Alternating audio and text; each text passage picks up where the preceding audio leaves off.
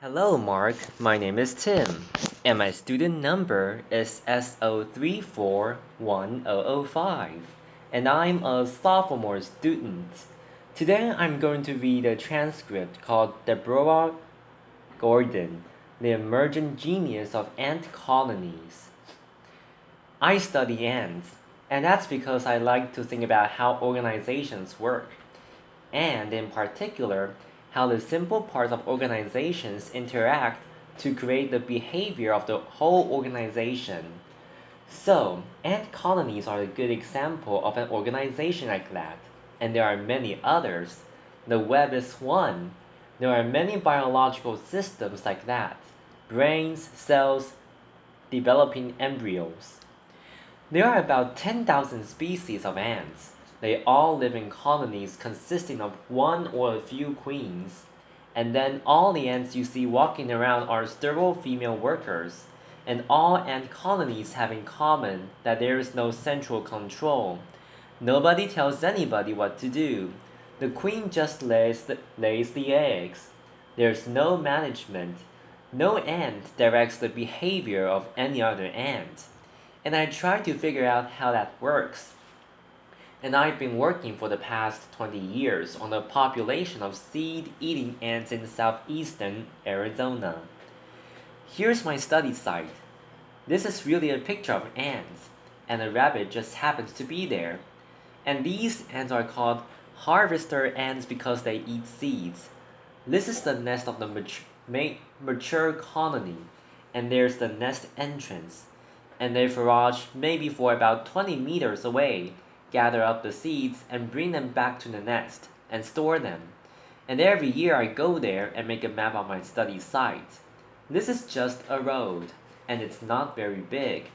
It's about 250 meters on one side, 400 on the other, and every colony has a name, which is a number, which is painted on a rock.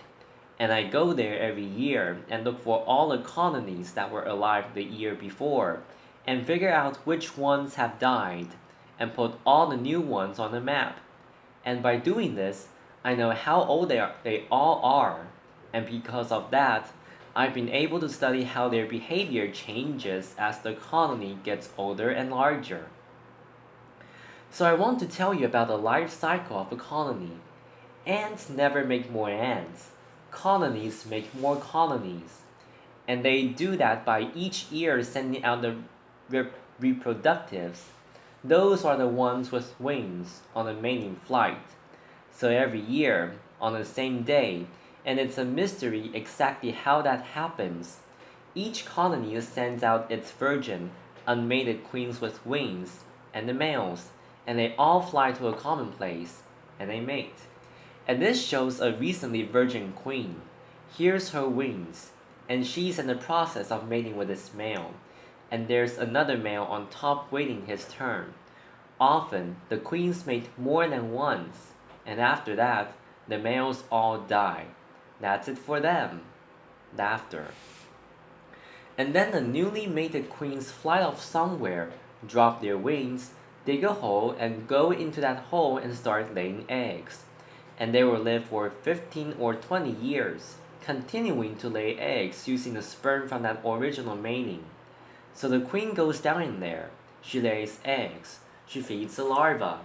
So an ant starts as an egg. Then it's a larva.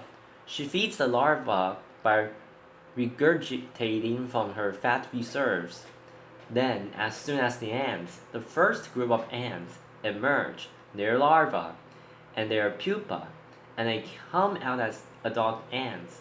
They go out, they get the food, they dig the nest, and the queen never comes out again. So this is a 1-year-old colony. This happens to be 536.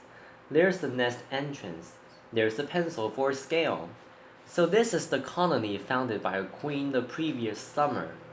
This is a 3-year-old colony. There's the nest entrance. There's a pencil for a scale.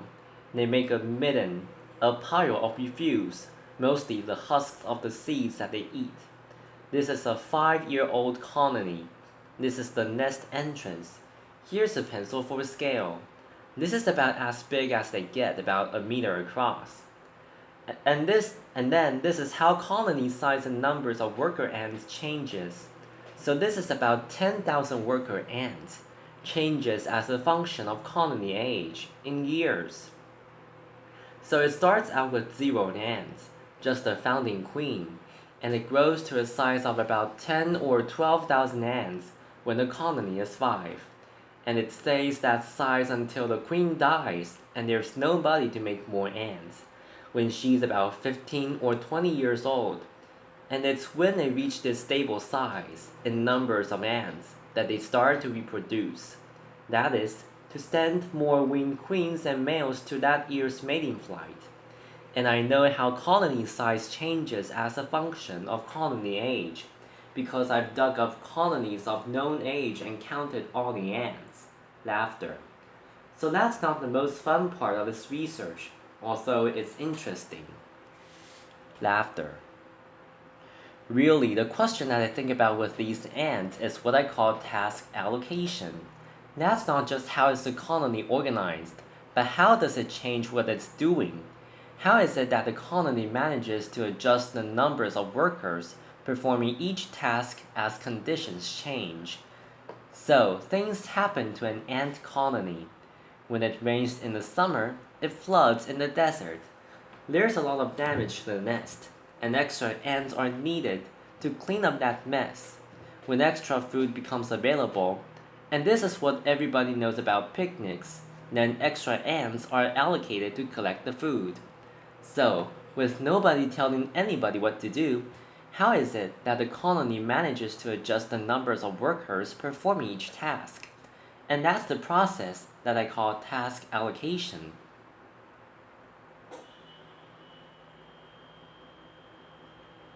And in harvester ants, I divide the tasks of the ants I just see outside the nest into these 4 categories.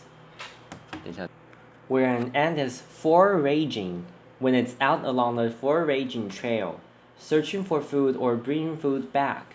The patrollers, that's supposed to be a magnifying glass, are an interesting group that go out early in the morning before the foragers are active. They somehow choose the direction that the foragers will go, and by coming back, just by making it back, they tell the foragers that it's safe to go out. Then the nest maintenance workers work inside the nest, and I wanted to say that the nests look a lot like Bill Lishman's house. That is, that there are chambers inside.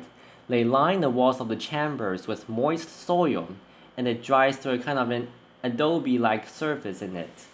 It also looks very similar to some of the cave dwellings of the Hopi people that are in that area. And the nest maintenance workers do that inside the nest, and then they come out of the nest carrying bits of dry soil in their mandibles. So you see the nest maintenance workers come out with a bit of sand, put it down, turn around, and go back in.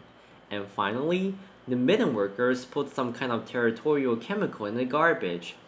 So what you see the midden workers doing is making a pile of refuse. On one day, it'll all be here. And then the next day, they'll move it over there. And then they'll move it back. So that's what the midden workers do. And these 4 groups are just the ants outside the nest. So that's only about 25% of the colony. And they're the oldest ants. So, an ant starts out somewhere near the queen, and when we dig up nests, we find they're about as deep as the colony is wide, so about a meter deep for the big old nests. And then there's another long tunnel and a chamber, where we often find the queen, after 8 hours of hacking away at the rock with pickaxes. I don't think that chamber has evolved because of me and my backhoe and my crew of students with pickaxes, but instead because when there's flooding, occasionally the colony has to go down deep. So there's this whole network of chambers. The queen's in there somewhere. He just lays eggs. There's the larvae, and they consume most of the food. And this is true of most ants, that the ants you see walking around don't do much eating. They bring it back and feed it to the larvae. When the foragers come in food, they just drop it into the upper chamber, and other ants come up from below, get the food, bring it back, and husk the seeds and pile them up. There are nest maintenance workers working throughout the nest, and curiously and interestingly, it looks as though at any time about half the ants in the colony are just doing nothing. So, despite what it says in the Bible about, look to the ant, thou sluggard. In fact, you could think of those ants as reserves. That is to say, if something happened, and I've never seen anything like this happen, but I've only been looking for 20 years. If something happened, they might all come out if they were needed. But in fact, mostly they're just hanging around in there. And I think that's a very interesting question. What is there about the way the colony is organized that might give some function to a reserve of ants who are doing nothing?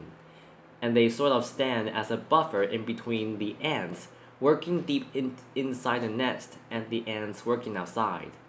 And if you mark ants that are working outside and dig up a colony, you never see them deep down. So what's happening is that the ants work inside the nest when they're younger. They somehow get into this reserve, and then eventually they get recruited to join this exterior workforce. And once they belong to the ants that work outside, they never go back down. Now most ants, including these, don't see very well. They have eyes. They can distinguish between light and dark, but they mostly work by smell. So just to reinforce that what you might have thought about ant queens isn't true. Even if the queen did have the intelligence to send chemical messages through this whole network of chambers to tell the ants outside what to do, there is no way that such messages could make it in time to see the shifts in the allocation of workers that we actually see outside the nest. So that's one way that we know the queen isn't directing the behavior of the colony. So when I first set out to work on task allocation, my first question was, what's the relationship between the ants doing different tasks? Does it matter to the foragers what the nest maintenance workers are doing? Does it matter to the minute workers what the patrollers are doing? And I was working in the context of a view of ant colonies in which each ant was somehow dedicated to its task from birth and sort of performed independently of the others, knowing its place on the assembly line. And instead, I wanted to ask, how are the different task groups interdependent? So I did experiments where I changed one thing. So for example, I created more work for the nest maintenance workers by putting out a pile of toothpicks near the nest entrance, early in the morning when the nest maintenance workers are first active. This is what it looks like about 20 minutes later. Here it is about 40 minutes later, and the nest maintenance workers just take all the toothpicks to the outer edge of the nest mound and leave them there. And what I wanted to know was, okay, here's a situation where extra nest maintenance workers were recruited. Is this going to have any effect on the workers performing other tasks? Then we repeated all those experiments with the ants marked it. So here's some blue nest maintenance workers. And lately, we've gotten more sophisticated and we have this 3-color system. And we can mark them individually so we know which ant is which. We started out with model airplane paint and then we found these wonderful little Japanese markers, and they work really well.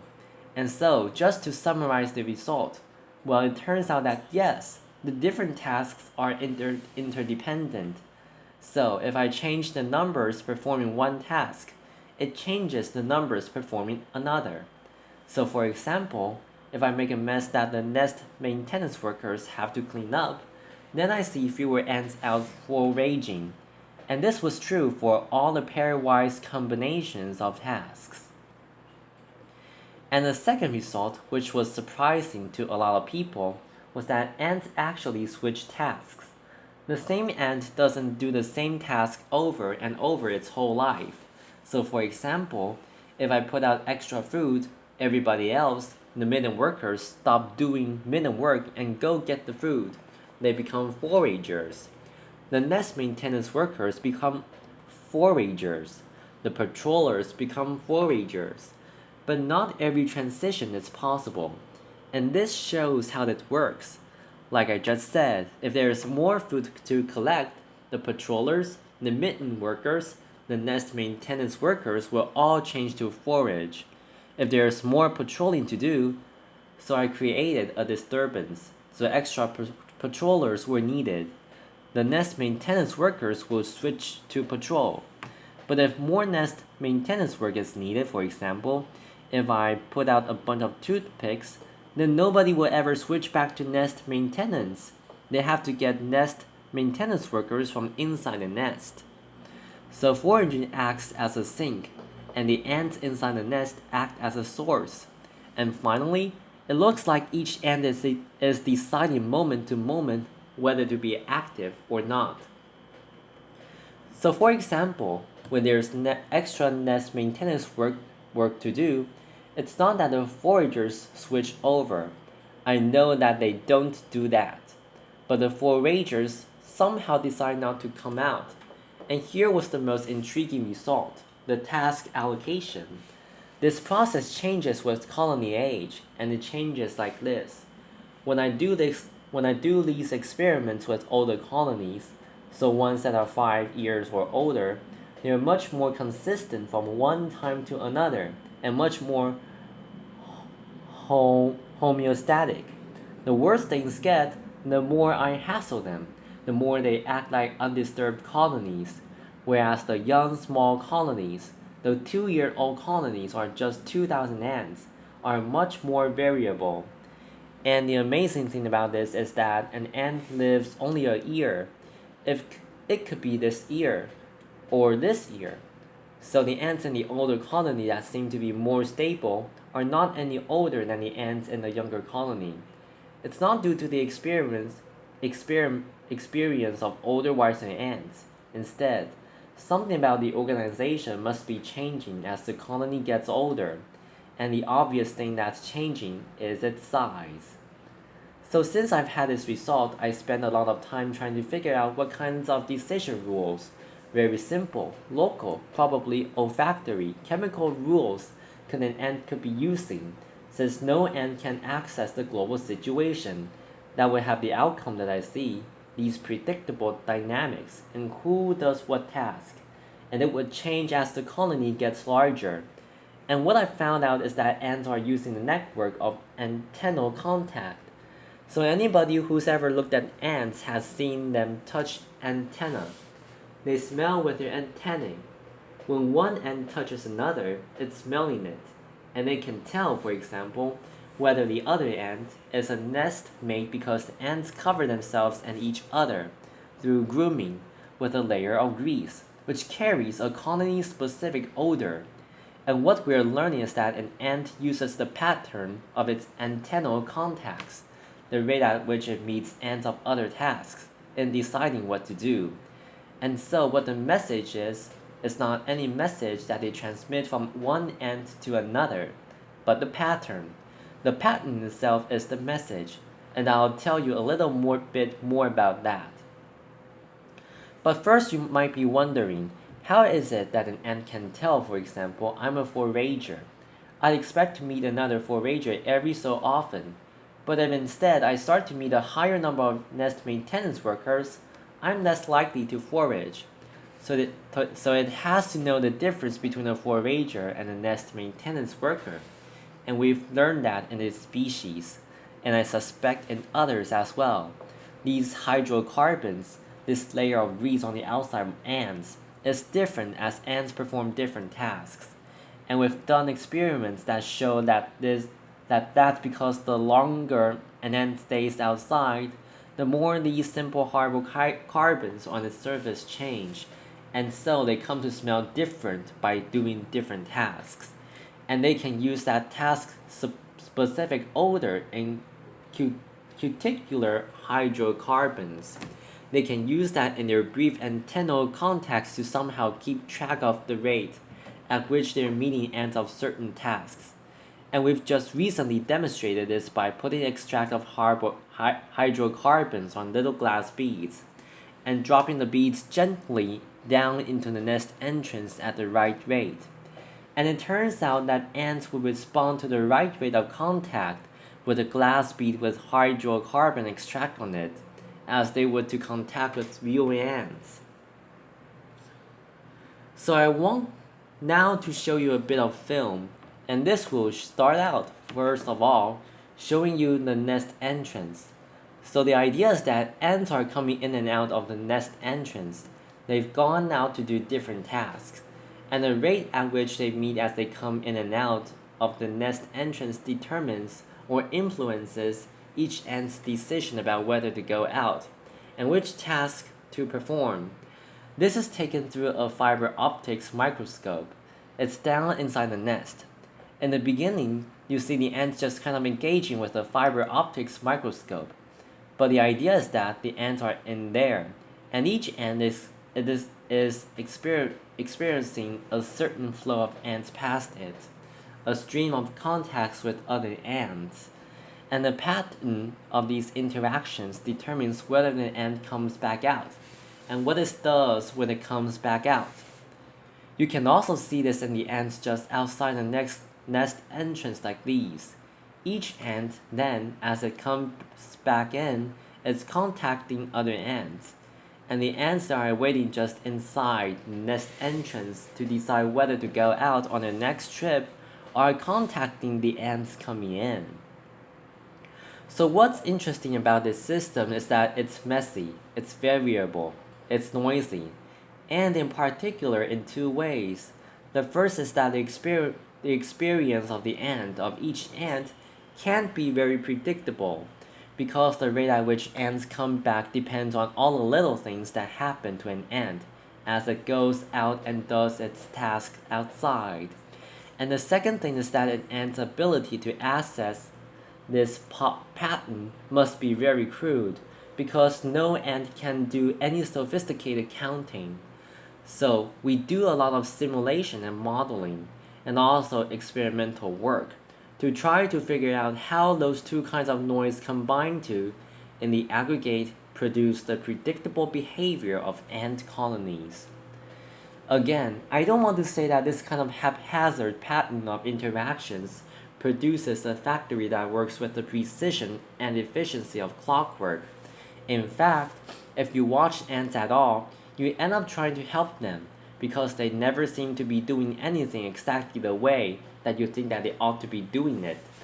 So it's not really that out of these haphazard contacts, perfection arises, but it works pretty well. Ants have been around for several 100 million years. They cover the Earth except for Antarctica. Something that they are doing is clearly successful enough that this pattern of haphazard contacts, in the aggregate, produces something that allows ants to make a lot more ants. And one of the things that we're studying is how natural selection might be acting now to shape this use of interaction patterns. This network of interaction patterns to perhaps increase the foraging efficiency of ant colonies.